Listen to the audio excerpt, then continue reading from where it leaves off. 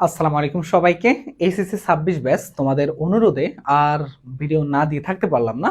HSC 26 ব্যাচের জন্য শেষ সময়ে যত ধরনের সাপোর্ট দেওয়া দরকার কম বেশি আমরা আমাদের মেসন টিম থেকে কম বেশি সবভাবে আমরা সাপোর্ট দিয়ে যাবো ইনশাআল্লাহ। হাতে সময় আছে 10 দিন।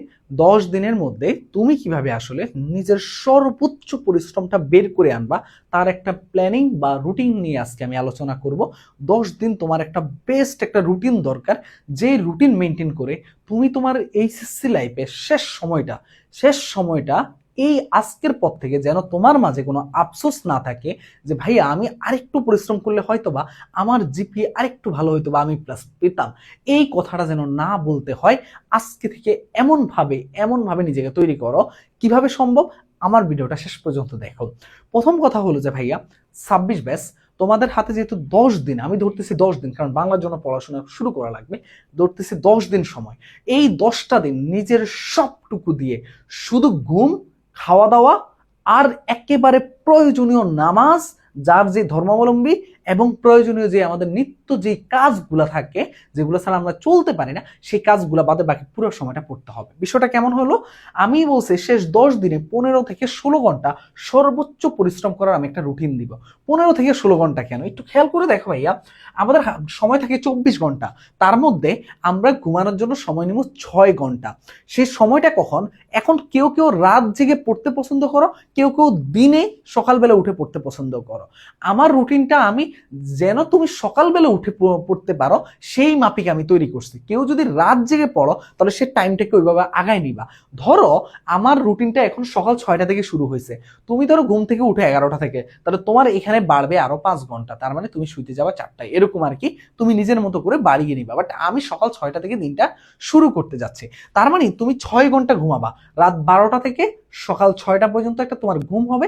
ঘুম থেকে উঠে ফজরের নামাজ পড়া, বা ফজরের নামাজ আরেকটু আগে উঠে ফজরের নামাজটা পড়ে ফেলতে হবে, না হলে ফজরের নামাজটা ধরতে পারবা না। আর তাহলে একটু আগে ঘুমটা কি করবা? ঘুমিয়ে পড়বা। মানে এইভাবে তুমি তোমার টাইমটা পুরো শিডিউল মাফিকে চলবা। বাট তোমার টাইমটাকে একটু তুমি কি করবা? এখান থেকে যদি 5 ঘন্টা আগানো লাগে 5 ঘন্টা আঁকবা, 5 ঘন্টা পিছানো লাগে 5 ঘন্টা পিছাবা। বাট এইটা লাস্ট 10 দিন ভাইকে কথা দেও, কমেন্ট বক্সে জানিয়ে যাও যে এটা মেনটেন করবা কিনা। যদি এটা মেনটেন করতে পারো তারপর দেখবা যে তোমার 10 দিন পরে কি লেভেলের পরিবর্তন আসছে, কনফিডেন্স কোন জায়গায় গিয়ে তোমার বুস্ট করতেছে। তোমার এখন মনে হচ্ছে ভাইয়া আমি মনে হয় পাসই করবো না ভাইয়া, আমি মনে হয় ভাইয়া চান্সই পাবো না ভাইয়া, কিন্তু বিশ্বাস করো ভাইয়া, জাস্ট বিশ্বাস করো, জাস্ট 10টা দিন পরে তোমার কাছে কি মনে হবে? তুমি অবাকের মতো একটু তাকিয়ে থাকবা যে না, আরে আমার দ্বারা তো এ প্লাস পাওয়া না, আমার দ্বারা গোল্ডেন এ প্লাস পাওয়া সম্ভব। আর সব সাবজেক্টে এ প্লাস, যেটাকে আমরা গোল্ডেন এ প্লাস নাম দিয়েছি মানে আমাদের সাময়িক পারিপার্শ্বিক অবস্থা বিবেচনা করে। তো আমরা আসলে সেই জিনিসটা নিয়ে একটু কথা বলবো। তো 6 ঘন্টা তুমি ঘুমের পিছনে ব্যয় করতে পারো, আর অন্যান্য জায়গায় তুমি 2 ঘন্টা, যে 2টা ঘন্টা তুমি কি নামাজ, তারপরে হলো যে তোমার হলো যে আমাদের যে গোসল, প্রয়োজনীয় যে কাজগুলা, একটু হাঁটা চলা, এগুলোর পিছনে তুমি ব্যয় করতে পারো। বাকি 16 ঘন্টা থাকে, তার মধ্যে আমি দেখছি 15 থেকে 16 ঘন্টা তুমি পরিশ্রম করবা। কিভাবে শুরু করবা ভাইয়া? সকালের টাইমটা 6টা থেকে আমাদের দিন শুরু হবে। সকাল 6টা বাজে উঠে আমরা একটা না, আমি পড়ার 2ভাবে আমি টেকনিক বলে দেই। তুমি ধরো এই 10টা দিনের জন্য তুমি ধরো মেইন সাবজেক্টগুলো পড়বা, পাশাপাশি তুমি বাংলা ইংরেজি আইসিটিও পড়বা। কখন কোনটা পড়বা? বাংলা ইংরেজি আইসিটির সময় রেখে দিচ্ছি, কারণ বাংলা ইংরেজি আইসিটি লাস্টের দিকে এসে খুব প্যারা হয়ে যায়। তবে যদি তোমার কাছে যদি ধরো ইংরেজি মনে হচ্ছে সহজ, তাহলে ইংরেজি তুমি রেখে দিতে পারো, ওই টাইমটাতে তুমি গ্যাপটা ফিল আপ করবা, যেই টাইম গ্যাপটা পাবা। বাংলা যদি একটু কঠিন মনে হয় তাহলে বাংলা পড়ো। বুঝতে পারছো বিষয়টা? তোমার এটা তোমার সুবিধা, তুমি যদি বাংলা ইংরেজি দুইটা পড়তে চাও এই টাইমের মাঝে ভাগ করে পড়বা।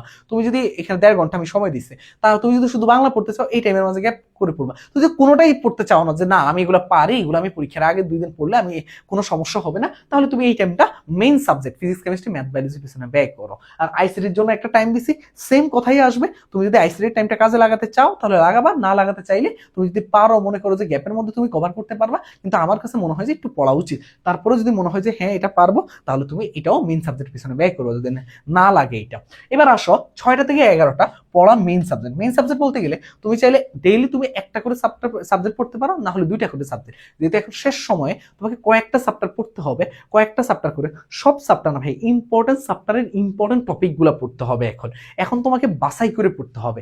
তোমরা যদি চাও ভাইয়াকে কমেন্ট বক্সে জানাবা, ভাইয়া ফিজিক্স কেমিস্ট্রি ভাইয়াদের যে টিচার আছে, ম্যাথের যে ভাইয়া নিজে ম্যাথ পড়ায় এবং ম্যাথের আরেকজন টিচার আছে, সে তোমাদের ম্যাথের কোন কোন সাব টপিকগুলো পড়লে তুমি এই শেষ সময়টাতে খুব দ্রুততম সময়ে কভার করবে, এবং এগুলো থেকে নিশ্চিন্তে তোমার সিকিউ কমন আসবে। তোমরা যদি চাও এমন মানে একদম যেই জায়গাগুলো থেকে কোর জায়গাগুলো থেকে সিকিউ আসবে ওই টপিকগুলো চাও তাহলে কমেন্ট বক্সে জানাও, আমরা ইনশাল্লাহ এটা নিয়ে ভিডিও বানাবো। তাহলে 6টা থেকে 11টা তোমরা কি করবা, মেইন সাবজেক্ট পড়বা। হয় তুমি 2টা সাবজেক্ট, না হলে একটা সাবজেক্ট, না হলে 3টা সাবজেক্ট, এটা তোমার উপর, তুমি কয়টা সাবজেক্ট করে নিজের মতো করে এটা প্ল্যানিং করবা যে আমি আমি শুধু ফিজিক্সটা আজকে পড়বো, আমি কালকে কেমিস্ট্রি পড়বো, কালকে পরশু দিন ম্যাথ পড়বো, তারপর দিন বায়োলজি পড়বো, তারপর আবার ফিজিক্স কেমিস্ট্রি, এইভাবে তুমি চাইলে করতে পারো। আবার চাইলে তুমি physics chemistry math biology, physics chemistry math biology এইভাবে তুমি করতে পারো। এটা তোমার উপর ডিপেন্ড করবে তুমি কোনটাতে স্বাচ্ছন্দ্য বোধ করো। তবে আমি সাজেশন করি যে ফিজিক্স একদিন, কেমিস্ট্রি একদিন, ম্যাথ একদিন, বায়োলজি একদিন। এরপরে আসো সকালে 11টা 30 থেকে 1টা, এখানে বাংলা ইংরেজি টাইম দিচ্ছি, যদি লাগে তাহলে পড়বা, বাংলা লাগলে বাংলা পড়বা, ইংরেজি লাগলে ইংরেজি পড়বা, কোনোটা না লাগলে তাহলে তুমি কি করবা, এখানে মেইন সাবজেক্ট পড়ে ফেলবা। আর এই 11টা থেকে 11:30 টাইমটাতে তুমি কি করবা, নাস্তা খাবা। যদি তোমার মনে হয় যে না আমি 10টা থেকে 10:30 নাস্তা খাবো, কোনো সমস্যা নেই, তাহলে তুমি একটু কি করবা, 11টা থেকে বাকি টাইমটা শুরু হবে, বুঝতে পারছো? মানে 10:30 থেকে। জিনিসটা হলো এমন, মানে তুমি তোমার মতো করে যদি মডিফাই করতে চাও করে ফেলবা রুটিনটা, কোনো সমস্যা নেই। বাট আমার একটা প্রপার আমি রুটিন সবার জন্য, সব ধরনের শিক্ষার্থীর জন্য যাতে এটা অ্যাপ্লাই করতে পারো সেটা আমি দেওয়ার চেষ্টা করছি। এরপর আসো দুপুরে, এই দুপুরে কি 1টা বাজে শুরু হবে, দুপুরটা আমাদের যেহেতু 1টা থেকে 2টা, এই টাইমটা তুমি ব্রেক নিবা। তোমার এখানে জোহরের নামাজ আছে, খাওয়া দাওয়া আছে, রেস্ট আছে, ন্যাপ, মানে একদম ছোট ছোট ছোট ছোট রেস্ট নিবা, যে 10 মিনিট 15 মিনিট 20 মিনিট, দুপুরের টাইমটা আধা ঘন্টা রেস্ট নাও, নামাজ খাওয়া আধা ঘন্টা, ঘুম মানে আরেকটা আধা ঘন্টা করো, রেস্ট নাও, তুমি একটু শুয়ে থাকো, তারপর আবার উঠে পড়ো। 2টা বাজ থেকে 6টা পর্যন্ত টানা টেস্ট পেপার সলভ করবো ভাইয়া। তুমি যত ভালো তুমি কনসেপ্টধারী হও, যত ভালো তোমার সবকিছু ক্লিয়ার আছে, কিন্তু তুমি টেস্ট পেপার সলভ করো না, তোমার কোশ্চেন সম্বন্ধে ধারণা নাই, কোশ্চেনের প্যাটার্ন সম্পর্কে ধারণা নাই, তাহলে তুমি কিন্তু ভাইয়া এইচএসসি পরীক্ষার হলে গিয়ে সবচেয়ে বড় একটা ধরা খাবা। কারণ এইবারের প্রশ্ন, এইবারের প্যাটার্ন, এগুলো সবকিছু বা এত মানে এটা নিয়ে চিন্তা করার কিছু না, এইবারের প্রশ্নের প্যাটার্ন অনেক ভিন্ন হবে, মোটেও না। তোমাকে জাস্ট এটা চিন্তা করতে হবে যে আমার বিগত বছরের টেস্ট পেপারে যে কোশ্চেনগুলো আছে সেইগুলো আমি সলভ করবো, তাহলে আমি ইনশাল্লাহ ভালো মতো হবে। হয়তোবা যেটা দেখা যাবে যে কোনো একটা এক্সাম কোনো একটা বোর্ডকে কি করতো, কঠিন করতো আগে, কিন্তু এইবার যেহেতু আমরা একদম একসাথে একই রকম পরীক্ষা দিচ্ছি, তার মানে এটা নিয়ে আমাদের আর কোনো অসুবিধা হবে না, ঠিক আছে?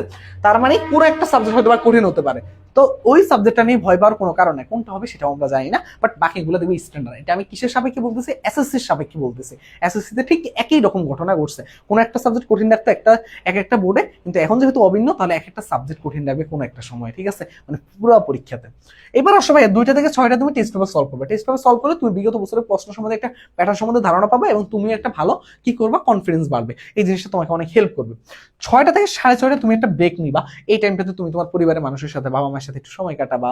তারপর তুমি হলো যে করবে, একটু হাঁটবা, আসরের নামাজটা থাকে আসরের নামাজ পড়বা, মাঝে মাঝে নামাজের টাইমগুলোতে নামাজ পড়ে ফেলবা, মসজিদে পড়লে মসজিদে পড়বা, ওইটা কোনো সমস্যা না, ওইটা এগুলোর মধ্যে তুমি টাইমগুলো নিয়ে পড়ে ফেলবা, কোনো সমস্যা না ওইটা। তো এই কারণ অন্যান্য ধর্মাবলম্বী যারা আছে তোমাদের ওইটা তোমরা পালন করবা, একটু ছাদে যাবা, একটু ছাদে ঘুরবা, মানে একটু একটু হাঁটা চলার মধ্যে যেন তোমার ব্রেনটা ভালো কাজ করে, খালি পায়ে হাঁটবা, বেশি বেশি পানি খাবা, পড়ার টেবিলে তোমার পানি থাকবে, খালি পায়ে হাঁটবা বেশি বেশি করে, যেন তোমার ব্রেন ফাস্ট কাজ করে, তোমাকে যেন সতেজ রাখতে পারে।